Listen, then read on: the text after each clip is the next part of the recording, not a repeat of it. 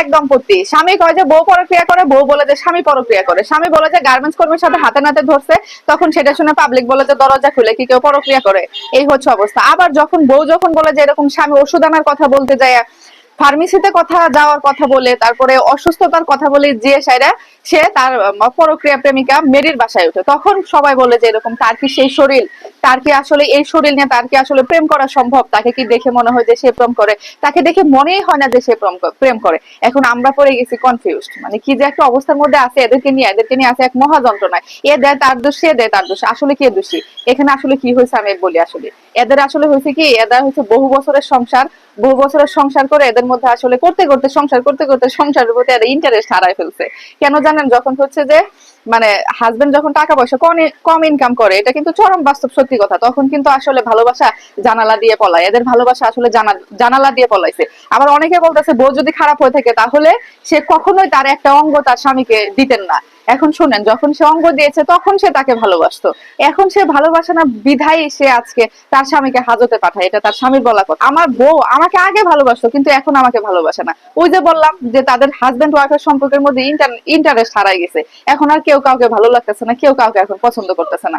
আসল ঘটনা কি জানেন? স্বামী যদি ইনকামও করে, তাও যদি স্বামীরা সারাদিন ঘরে বসে থাকে, সেটা আসলে বউরা কটা দিন পরে যায় সেটা আসলে সহ্য করতে পারে না, সেটা আসলে ভালো লাগে না। তখন এই যে স্বামীটা, সে তার নাকি যে ভাড়া ঘর আছে, ভাড়া ঘর থেকে যে টাকা ইনকাম করে, কিন্তু সে হচ্ছে যে সারাদিন ঘরে বসে বসে থাকে, সারাদিন ঘরে বসে বসে থেকে হাজবেন্ডরা যখন সারাদিন জ্ঞানের করে, তখন আসলে বউদের ভালো লাগে না, সেই জিনিসটা বউরা সহ্য করতে পারে না। বউরা স্বামীদেরকে কাছে চায়, কিন্তু সেটা মাসে 30 দিনের জন্য না, সপ্তাহে একদিনের জন্য একটু ভালো রোমান্টিক সময় কাটাবে, একটা কোয়ালিটি সময় স্পেন্ড করবে, সেটা আসলে চায়। এই যে সারা বছরে মানে 365 দিন স্বামী মাথার কাছে বসে থাকবে, স্বামী ঘরের মধ্যে থাকবে, বউর শাক কুটে দিবে, বউয়ের থালা বাসন মাজে দিবে, সেই সবটা আসলে বউরা খুব কমই চায়।